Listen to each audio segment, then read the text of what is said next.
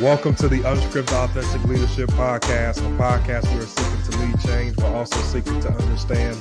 We are also here as a platform for leaders to come together to unite, to develop and empower other leaders in the areas of business, family, faith, and community. I'm your host, Lafayette Lane, joined by my co-host, John LeBron, and today we are joined by our special guest, Scott J. Miller. Put those hands together, put those clap emojis in the comment section. Scott has joined us today to have an incredible conversation on how to go from management mess to leadership success. A little bit about Scott. He is a former CMO and EVP of Thought Leadership, keynote speaker, #1 best-selling author, podcast host, creator of Ignite Your Genius career coaching and Mess to Success book series. And today he has joined us right here on Unscripted. Scott, thanks for coming on. Lafayette, thank you for the platform. John, thank you for the spotlight. Honored to be here. Good. Absolutely, man. Let's get right into the conversation. Scott, I'm interested to hear about your backstory on this whole book that has really sparked my attention, grabbed me. You're very interesting, just researching and studying you on management mess to leadership success. Give us your backstory on how you even got to where you are today. Sure. So as we discussed off air, I'm 53 years old. I live in Salt Lake City, Utah. I'm from Florida originally. My wife, Stephanie, and I have 3 sons that are, 7, 9, and 11. Don't do that. Don't have 3 boys in 5 years. Have 3 boys. Just spread them out a little bit. Originally, I'm from Orlando, Florida. I worked for the Walt Disney Company for 4 years, where they then invited me to leave, which is kind of how they do it at Disney. They don't fire anybody. They just invite you to leave. Mm-hmm. Now, Lafayette's laughing, and John kind of sobered up there, but that's what happened. So here I am, 26 years old. I'm out of a job because I'm a bit of a jerk. And where does a single Catholic boy from Orlando move? Well, of course, to Utah, Provo, Utah, where all the Catholics are, right? No, not a single Catholic in Utah 25 years ago. So I move across country, recruited by Dr. Stephen Covey, the very famous leadership expert and the author of the book, the seminal book, The 7 Habits of Highly Effective People. Spent 25 years in the firm. Moved from the front line to the C-suite, became the global chief marketing officer, went on to become a multi-best-selling author. I host the world's largest weekly leadership podcast. Hits about 7 million people every Tuesday. My blog, I write an article for Inc. magazine. My primary job is to raise 3 gentlemen in a not-so-gentlemanly world. And like I said, I'm honored to be joining you 2 class acts today. Wow, incredible. I want to ask you, because something really caught my eye that really resonates with our podcast that you said on your website about how we can be unfiltered leaders that live in a filtered culture. Yeah. We talk about authenticity, obviously unscripted, being yourself, being your authentic self in leadership. Can you unpack that statement when you talked about being an unfiltered leader in a filtered culture?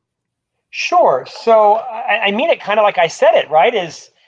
I worked for and was an officer in a public company with, fiduciary responsibility, was a named executive officer. The SEC watches you very closely. And although I don't have a challenge with my ethics, I tend to say what's on my mind, and I don't have much of a filter. And I've learned the hard way that not every thought should be an expressed phrase, right? That not everything I think should always be said. And which is probably why my human resource file is an expandable folder, because, there were a couple of infractions. Nothing illegal or immoral, but sometimes ill-advised. But, it's tough to be a leader of people. Not everyone should lead people. I was an executive in the world's most influential leadership development firm, the Franklin Covey Company, for decades. And guys, I'm not sure I should have been a leader of people. That's why I wrote this book called Management Mess to Leadership Success, because just like Lafayette, not everyone should be a commercial airline pilot, and not everyone should be an anesthesiologist. Not everyone should be a leader of people. And too often organizations make the mistake of promoting top individual producers to become leaders of people. And those skills are often inversely correlated. So the book, Management Mess to Leadership Success, which is the first book in the 10-volume Mess to Success series, kind of showed you the underbelly of leadership. And if you are going to be a leader of people, here's 30 challenges that you're going to face, like me. And so I teach some valuable lessons for anybody who is or planning to be a leader of people. Wow. So everybody shouldn't be leading people. Because Absolutely not. we always say on the podcast that everybody's a leader. Well, but go ahead, Scott. Go ahead. well, no, I don't mean to interrupt you, but I think everybody is a leader. Mm-hmm. You can lead yourself. You can lead a project. You can lead your brand. You can lead the culture. Yeah. You can lead lots of things, but that doesn't mean that your calling, that your passion, that your skills is to be a formal leader of people. I fundamentally do not believe everyone should be a leader of people. Just like not everyone should be an electrician or a plumber or a thoracic surgeon, right? We all have our callings in life. The difference is, in most organizations, the only way to get promoted is to become a leader of people. So what happens is, in a lot of companies, large and small, promote the most efficient dental hygienist or the most creative digital designer or the top producing salesperson to become the leader of their teams. And they often implode because what got them into the position they're in is a very different set of skills than what helps to lead people. I can riff on that later, but yes, everyone is a leader. Not everyone should be a leader of people. So good. I remember my first corporate job in a big company, and there was a promotion coming up, and I was a decent production type of person, installing certain softwares and so forth. There was a couple that were better. It wasn't bad, but there were some that were better. But this promotion came up, I got promoted. And I remember hearing murmurs of, well, this person did more. They were able to do it faster. I thought, that's why you didn't get it. It wasn't about, can you do more? Yeah. I mean, I did more than the average, but I would agree I wasn't necessarily the fastest person with the keyboard knocking out the projects, although I was always dedicated. But the difference was, how do you handle problems? How do you help other people? How do you help people who aren't on your project complete theirs? That's right. And I'm sure that other individual who didn't get it, who I'm thinking of, is doing great now. But that was a prime example. He was amazing at doing the production work. I mean, top producer. But he probably didn't get rewarded for it. Yeah, you just nailed it, right? Is oftentimes the best leaders are those that can think big picture. They diffuse conflict. They model high character. They can ignite the genius in other people. They're good at communicating. They may, in many cases, not be the expert at the job. In fact, most leaders can't do the job of the people they're leading. That isn't their job. So I wrote the book mainly because I wanted to tell people, don't ever be shamed into passing over a leadership job. Work for an organization that has an alternative path for individual producers to earn more money, have more influence, because too often companies make the mistake of they promote their top producers. That person gets into the leadership job and realizes, oh, leadership? This is about having high courage conversations. This is about moving outside my comfort zone. This is about hiring and firing people. Yeah, no, thank you. And they quit because they never step back to their previous job because their ego doesn't allow them. And now the company has lost their top producer and they've lost their leadership pipeline, when what they should have been doing is what you suggested, which is looking at what are the characteristics of the type of leaders we want to have, and where should we find them inside the organization or outside the organization. So I see there's personal responsibility in here and recognizing what you can do and can't do. But what about the responsibility of the corporation then to say, hey, the only people that get big promotions or really increases in pay don't have to only be the ones going into leadership, right? Shouldn't there be a responsibility to say, look, we got to reward these guys who are top producers in what they do without having to take that management role? It's such a piercing insight because there is massive culpability. In fact, I'd argue that the vast majority of the responsibility lies in the organization to make sure that they're profiling the right people, that they have identified what are the skills we need in a leader. The skills that are required to be a sales leader are fundamentally different than what's required in a sales producer. Now, you probably should have some sales experience, but it may be that your top producing salesperson is absolutely likely not the right person to be a sales leader. I mean, think about it. A top producing salesperson is usually hyper competitive. Do you want your sales leader in competition with her team? No. Your top producing salesperson is usually quite interested in the spotlight and the fame and the attention. That's a good thing. You want your top salesperson to be at the top of the leaderboard. You do not want your sales leader to be craving the fame and the attention. You want them turning the light onto their team and lifting them up. So I think just a little bit more deliberation inside organizations to set out what are the competencies we want in our leaders. And by the way, it might be the top producing person, but don't go there first. Step back and maybe have the conversation up front. We're thinking about grooming you for a leadership position, right? You're top of the leaderboard in your team. You do this, this, and this really well. Let me remind you, those skills are invaluable in your current role, but those are not the skills that will make you successful in a leadership role. In fact, you may have to leave many of those skills behind and adopt new skills that, quite frankly, right now, you don't have. Let's have a conversation and see, is this the right career transition for you?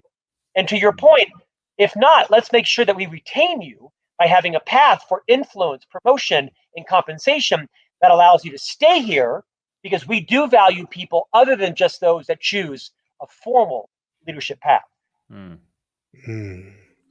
Scott, what would you say to that leader that feels like they've hit a brick wall, that feels like they want to quit, or we hear this term often now, that word burnout?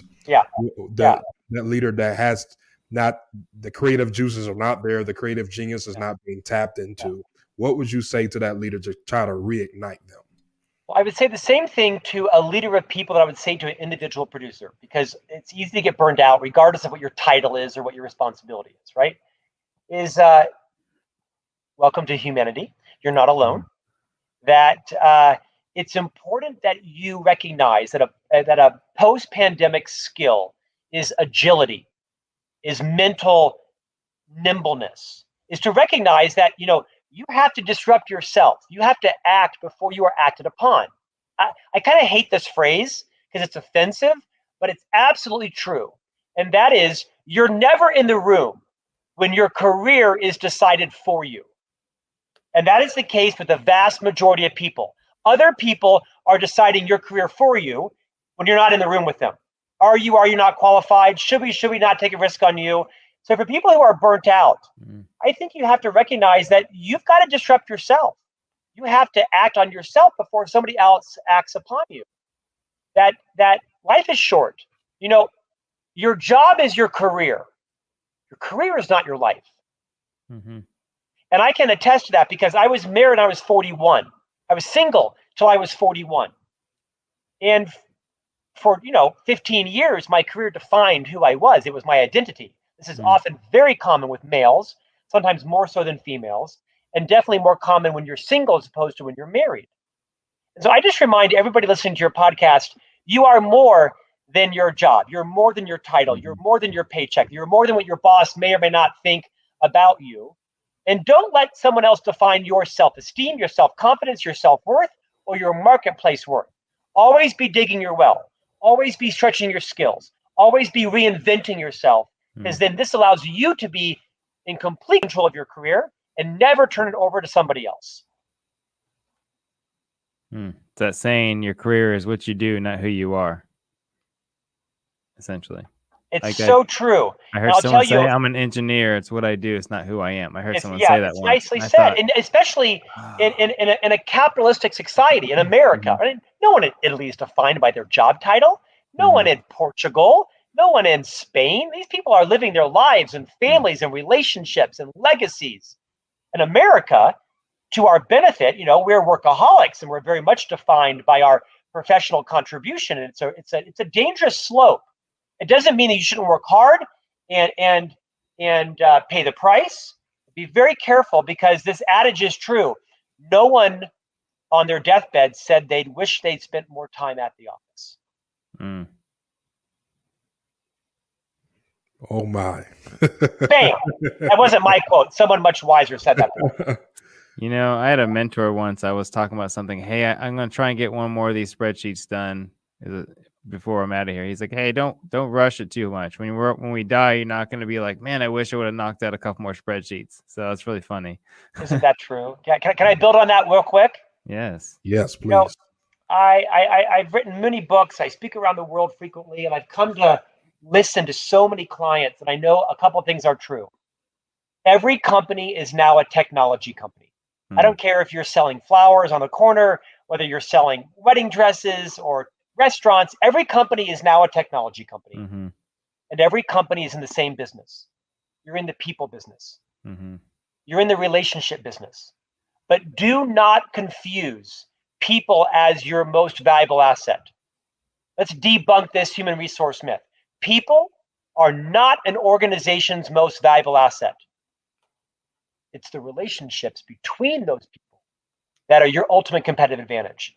Because you can have an engineer who's got a black belt in Six Sigma, and you can have someone who's got a Rhodes Scholar designation from Oxford.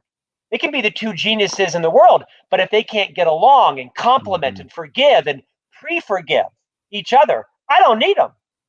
Every business is in the business of relationships, internally and externally. And that may sound like some leadership hokey, whatever. It's not. It's absolutely true. You are in the business of developing relationships with your clients, your vendors, your suppliers, your employees, your competitors, all of that. As a leader, your number one job is to build relationships inside your organization. Because people don't quit leaders who love them. People don't go across the street for $1 more an hour or $4 more grand a year or beer on tap on Thursdays if their leader loves them. Love them meaning you care about them and you give them feedback on their blind spots and you coach them and you listen to them and you care about them. People don't quit leaders who love them. Scott, how important is ownership as in leadership? Because what I see in our culture is that when something goes wrong, I'm talking about leaders that are visibly seen, there's the deflection. So it's always someone else's fault. How important is it that we exemplify as leaders that ownership, even when something goes wrong, we taking ownership and leading by example that the people that are following us? Well, it's sort of axiomatic, isn't it? I mean, you won't work for someone who passes the buck on you. You don't respect someone who blames other people. I mean, Dr. Covey said it best: be a light, not a judge. Be a model, not a critic. It's why leadership isn't for everyone, because not everyone wants that mantle of responsibility, do they? About modeling, not gossiping, modeling being punctual, modeling excuse-free apologies, modeling the phrase, I own this, I'm responsible. These are fundamental leadership competencies. You have to model the behavior you want to see in all of your team members. This is a significant job. Not everybody's up to that. Not everybody wants to model transparency and vulnerability. Not everybody wants to own their mistakes. That's why I wrote the book, Management Mess to Leadership Success, because as a leader, it's your job to own your messes. And everybody's got them, and everybody knows that you've got them. Everybody's talking about your messes, so you might as well own them, because as a leader, when you own your mess, you make it safe for others to own theirs. Not to license bad behavior or to condone, but to make it okay to talk about the mistakes you've made. As a leader, you should be teaching through your mistakes. You should be humble enough and confident to say, hey, everyone gather around. Let me tell you the biggest sales deal I ever lost. Let me tell you what I did wrong. Let me tell you about the time my marriage almost fell apart. Whatever's appropriate in the setting, right? Maybe that one's not appropriate for a workplace setting, but maybe it is, because maybe there's a leadership lesson to be taught. Confident leaders are capable of humility. See, humility flows out of confidence. It's arrogant leaders that are incapable of owning their mistakes, of they pass the buck. I'll tell you, leadership is, I think, defined by vulnerability. Vulnerability is not a weakness, it's a strength. Vulnerability is a leadership competency, to be able to say, here's what I did wrong. Here's a mistake I made. Here's where I dropped the ball. Here's how you can learn from me. I think it's the great leaders of the world that teach through their mistakes more so than they do their successes. So what would you say then to the person who's in leadership, voting into leadership, something, who says, all right, I want to be humble enough to teach from my mistakes, but they're apprehensive. And typically that would come from probably bad self-image, something like that. Yeah. What can they do to grow in that area? Like how do you get that better self-image to be confident and comfortable saying, this was me, oops? Yeah. Well, so first, remember the adage that humble leaders are more concerned with what is right than being right. Mm-hmm. So walk yourself into every situation. Am I progressing my own agenda because it's too late to back down? Am I progressing this idea because it was mine and it's too embarrassing? Like, humble leaders are more concerned with what is right than being right.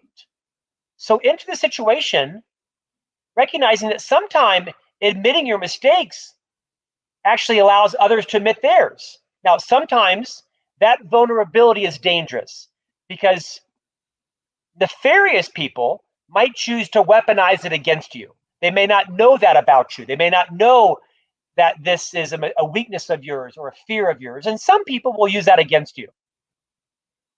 Be prepared, bruise hard, heal fast, move on. Those aren't your people. Mm-hmm. I think that there's a new generation of people entering the workforce that want to be relatable to their boss. Gone are the days where you've got 40 stories in a building and there's this elevator for the C-suite and this. That's all over. That's all over. Organizations are flat and they're like this. And people want to be able to relate to their leader. So I would say one of the smartest things I've ever heard is, quote, people think you don't know. They do, end quote. Everybody knows your fears. Everybody knows your strengths. Everyone can guess your credit score to the closest 200 points. Everyone can guess what your strengths and weaknesses are. Just own them. I tell you, it's a breath of fresh air to walk into a room to say, I have a challenge with this. I'm not so great at this. I'm trying to build it up, but everyone knows this. And I'd like to learn from you all. As a leader, you want to model behaviors you want to see in your colleagues. And you know what? To your point, most people aren't thinking about you. They're thinking about themselves. So don't be so caught up in what everyone's thinking about you, because when you admit some of your mistakes, people are in awe of you. They're thinking, wow, that person's secure. That person is confident. I want to be like that person. I don't really think much about what people think about me. I try to champion my mistakes. I try to talk about my failures. I hype my failures. I talk about them. I'm a stutterer. I'm a lifelong stutterer. I have a really pronounced stutter. It was crippling for much of my life. I've had braces 3 times and headgear and retainers, Invisalign. I've had speech pathology all my life. I have 2 speech coaches. There's 36 words I cannot say in public. I talk about it a lot because if I can talk about that, you can talk about anything. It doesn't mean you go around gratuitously confessing all your sins, right? Or open kimono, right? Mm-hmm. There is such a thing as over disclosure. There is such a thing as, maybe being so vulnerable that nothing is safe with you because you'll talk about anything. Not everyone has that level of self-confidence, or in some cases, lack of filter. Be judicious. Mm-hmm. Be a light, not a judge. Be a model, not a critic. I think there's a fine line between explaining your obstacles that you went through to help for someone's benefit versus unloading your garbage into somebody's trash can, right? Well said. And they're carrying that on their shoulders later.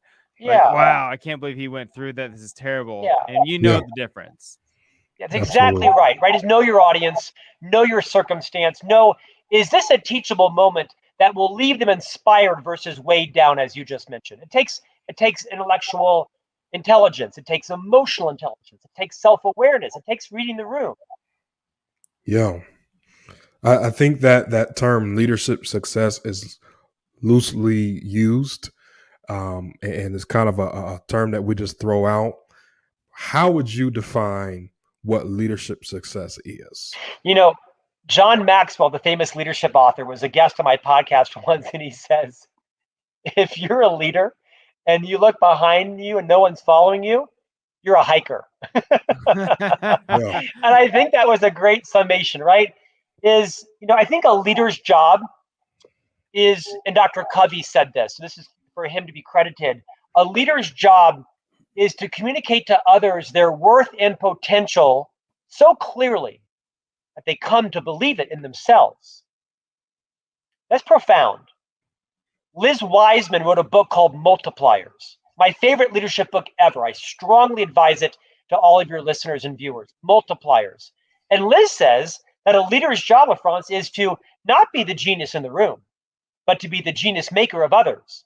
As a leader, your job is to uncover, discover, ignite the genius in others and be comfortable and confident, having them grow beyond you, earn more money than you, eclipse you in the organization. Your job is to recruit and retain and pollinate talent. That it takes a secure person. I wasn't always that person. It takes a secure person to know, are you multiplying talent? Are you the genius or are you the genius maker of others? Yeah, go ahead, John. Go ahead. I was just marinating on it. I love it. Having the self-confidence to be okay with allowing other people to be further than you within that specific area. Like you can go ahead. No, please, John, continue. Like, obviously, some people are going to outgrow you in certain areas, but if you're the one that actually enabled them and helped them get there to outgrow you, then maybe your gift is helping people become better in what they should be doing in their gift, right? Like we can't all be the best soccer player, but we can be the best coach of the best soccer players. You just defined leadership, which is why it isn't for everyone. Some people want to and need to be the star goalie. That's great. We need a goalie, right? Mm-hmm. We need that person. You know, after 30 years in the leadership business, as an author, as a speaker, as a leader who has struggled and failed and succeeded, as an officer in the world's most influential leadership development firm, I've come to believe the following, and it's not very popular. I do not think a leader's number one job is mission, vision, values, and systems, strategies, and processes. Those things are very important. I think a leader's number one job is to recruit and retain quality talent. Recruit and retain quality talent, especially right now in, quote, the great resignation. But not just retain them in your division, but to pollinate them throughout the organization. I know a lot of leaders that have the highest performing teams because they keep all the talent on their team. But instead of just retaining the talent in your team, find out where would they be best suited inside the organization. Take off your functional hat and put on your organizational hat. Number one job of a leader, recruit and retain people, pollinate them, but hire people smarter than you. Hire people that are more talented than you. As the chief marketing officer for years, I didn't do that. I thought my job was to be the creative genius in the room. My job was to be the expert on SEO and Google Analytics and what PMS color is here and marketing automation. And so I'll tell you, I think I was threatened by people who I thought might eclipse me. So I did not hire people consciously that I thought would show me up because I lacked the maturity. And I don't think I did that. I don't think it was a conscious decision, but maybe it was. But it wasn't until I read Liz Wiseman's book, Multipliers, that I realized that I was actually doing a disservice to our company and our clients and our shareholders because I was fearful of being eclipsed by people who were smarter than me. And then literally one night, 15 years later than I should have, it dawned on me, no. My job is to hire everyone who's smarter than me, who's noticeably, palpably more talented by me, and not be threatened by them, but to cut the red tape and to clear the path for them and to make sure they get their voice heard in the company so they choose to stay here. And it's easy for me to say this, but I'll tell your listeners and viewers, I didn't learn that until I was about 48 years old. I didn't practice it until I was about 50 years old because I was threatened by them. I felt like, people might say, well, why is Scott the CMO? It ought to be Charlie. It ought to be Tina. Because not every culture rewards that, do they? Mm-hmm. Not every culture rewards you being the leader of people that eclipse you. Some companies will say, well, we don't need you, or he's more talented, or she's more talented than you are. So you got to be thoughtful about that. But at the end of the day, your job is as a leader to recruit and retain people who are palpably, noticeably more talented than you are. That takes some courage. Amazing. John, how important is it, Scott, for leaders to have mentors? Well, it's fundamental. I mean, it's ironic you say that because just last week I published a new book called Master Mentors, There we 30 go. transformative insights from our greatest minds, 30 of the smartest people I've had on my podcast, because I don't know any leader that hasn't achieved success by having a coach or a mentor. Now, it might be formal, it might be informal, but a mentor is someone that knows the difference between being smart and being wise. A mentor is someone that has taken the wisdom from their journey and decided which of that might you benefit from. Because I don't have your personality, I don't have your net worth, I don't have your education, I don't have your passions. You can't replicate what a mentor's done. A mentor realizes that their job is not to turn you into their mini-me. Their job is to ask big, bold questions, help you discover your why. What are you trying to do? And then teach through their own journey. Mentorship is foundational to growing your self-awareness, to knowing what it's like to work for you, work with you, work around you, be married to you, date you, co-host a podcast with you. Everyone should have mentors in their life, and it doesn't mean they're older than you. It doesn't mean they're wealthier than you. I'll tell you, I learned more about how to stay married from people who are divorced than from people who've been married for 40 years. I learned more about how to grow my business from people who've had bankruptcies than those that have made $40 million. Mentorship does not need to come from the richest, smartest, most successful person in your world. It might come from the person who's had the most failures, but they can identify for you the potholes that you're going to experience ahead of you and help you walk around them. So and by the way, everyone listening should also be a mentor, because reciprocal mentorship is something that is also foundational to leadership. Okay. So our most popular episode ever was on mentorship. It was literally called Mentorship. Huh. And still today, probably 3-4 times more than any other episode. Soon to be eclipsed by this interview, but go ahead. Yes. Then until a month from now. And then so can you explain to somebody? I think most people, we talked about informal versus formal mentorship, but I think most people are most interested in a formal mentor. Yes. And I think for multiple reasons, but part of it is probably relational. Like as being a man, you're seeking somebody who you can talk into, and they can sort of pour into your life, and vice versa. I think it's a two-way street personally. But can you talk to that a little bit? Just unpack that for a minute. If someone's saying, I need a formal mentor, how do I find one? How do I find the right one? All those things. Do I pay for a mentor? All those things? Yeah, no, you don't pay for a mentor. You usually pay for a coach. That's a different. By very nature of being a mentor, you usually have wisdom. You usually have an abundance mentality, right? Your desire is to help other people. But here's, I'd say, a process is reasonable to consider. One, you've got to decide, what is it you're trying to do? Ask yourself, what am I trying to do? Am I trying to get promoted? Am I trying to move to Australia? Am I trying to take this business from 6 figures to 7 figures?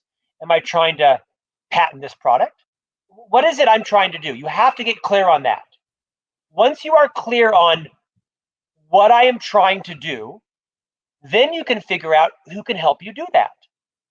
By the way, it might not be a person who's done that. It might be a person who's done something similar to that, or someone who blazed a similar trail on a different idea. So it doesn't mean that, if you're trying to open a restaurant, your best mentor might not be a restaurateur. It might be someone else. Now, it likely is, but doesn't necessarily mean it's that person, because there are a lot of foundational business principles that cross sectors, don't they? I mean, I know a lot of people that can be successful restaurateurs that can also be successful at a retail gig or at a wholesale gig, right? Because they understand the nature of business. So first is get clear on what it is you're trying to do. And then you've got to ask, because people can't help you if they don't know you need help. So move past your comfort zone and reach out. LinkedIn, Chamber of Commerce, email. I don't care how big of a successful entrepreneur, how big your celebrity. Everybody's doing the same thing at 9:15 at night. Everyone's laying in their bed, watching International House Hunters, looking through their Instagram. Everyone's doing the same thing, right? Everyone's got an email. Everyone's got social media. Everyone's got LinkedIn. I don't care if you're Dan Pink or Seth Godin or General McChrystal or you name it. Everyone's at night scrolling through their LinkedIn, Instagram, sitting there with their wife or their spouse or their partner, lamenting their troubles for the day. Maybe they're nursing a cocktail. Maybe they're not. But people can't help if you don't reach out. I have no fear. I'll reach out to anybody. That's how I booked Matthew McConaughey. That's how I booked Will Smith. That's how I booked Doris Kearns Goodwin. You know what? My podcast was like your podcast, right? Growing and influential. Matthew McConaughey? I just asked. What you should do also is you should define parameters. Declare your intent. Hey, John, I'm really trying to grow this business. I'm struggling with these 4 areas. Can I ask you a favor?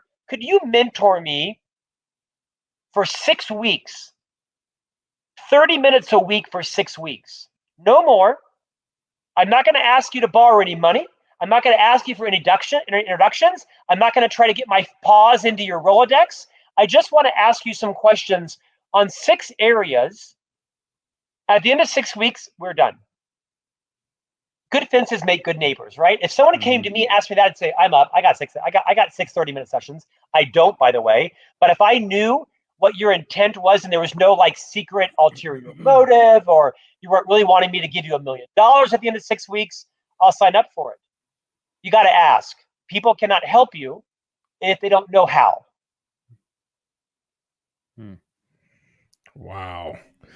Scott, before we get into the book, can you just leave our audience one last piece of advice? Unless, John, you had another question. No, you're good. Okay. Scott, Yes. Can you leave our audience one last word or one last piece of advice?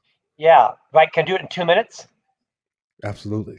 So Dr. Stephen Covey, who is the founder of our firm, he's passed about 10 years from now in his 80th year. He wrote, as I mentioned, this seminal book, The 7 Habits of Highly Effective People. This book built a multi-billion-dollar global enterprise. He sold 40 million copies of this book in 50 plus languages.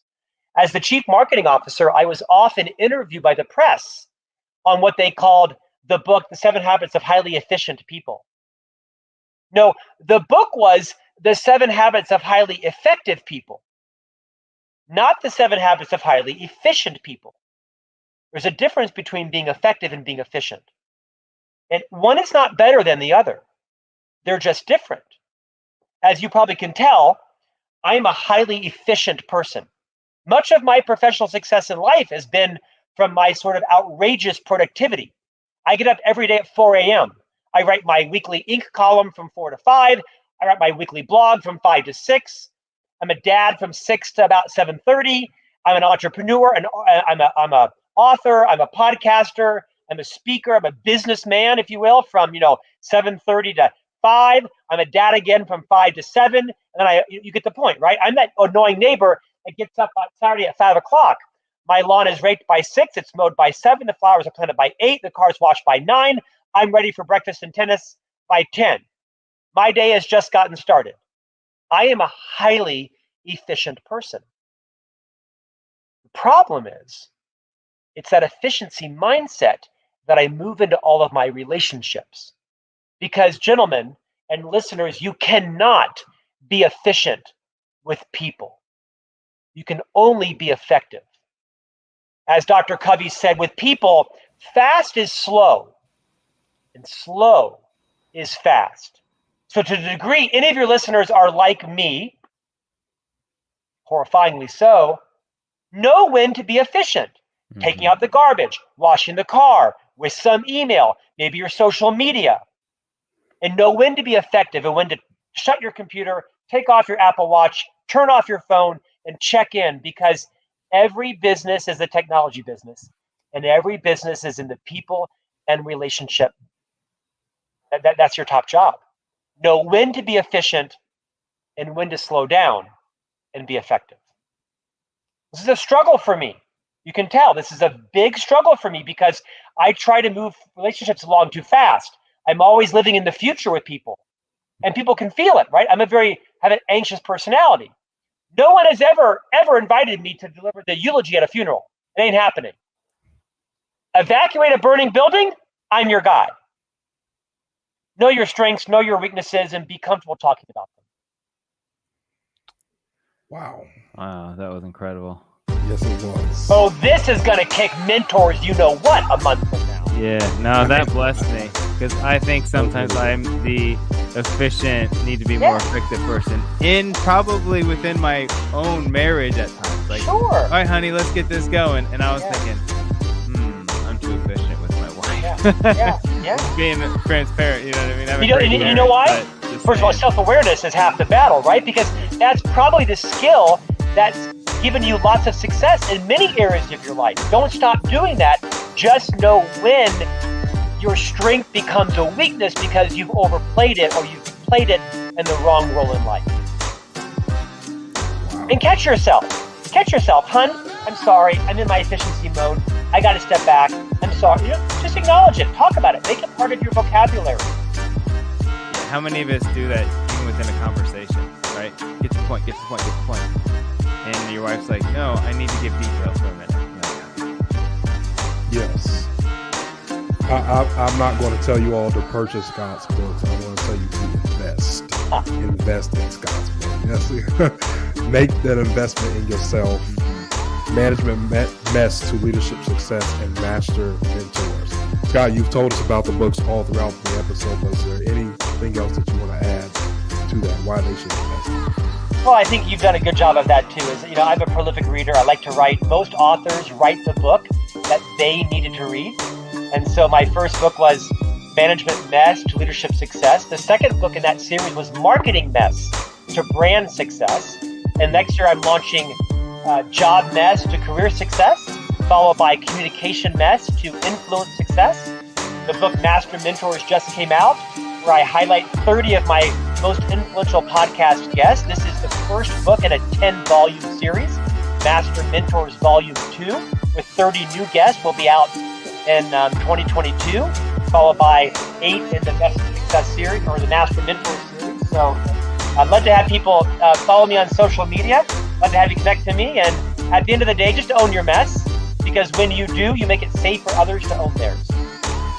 Yes. Connect with Scott on Instagram and LinkedIn. His handle is @ScottMillerJ1. Facebook, Scott Miller.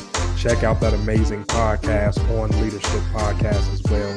And always stay connected to what we have going on here on Unscripted on our various social media platforms. Facebook, YouTube, and LinkedIn. We're Unscripted Authentic Leadership Podcast. Unscripted Lead on Twitter. Our Instagram handle is @Unscripted Leadership. You can listen to this amazing episode of this podcast on any podcast platform where podcasts are provided. As always, stay connected to us on unscripted-leadership.com. If you're interested in joining a mastermind group, a place where you can be poured into, pour out to others, network, vision cast, you can do all that on unscripted-leadership.com. Again, we say thank you, Scott, for having this amazing conversation with us today on how to go from management mess to leadership success. As always, we pray that you be the leader that God has created you to be. We're here to build bridges and not walls. Bridges connect and walls divide. Until next time.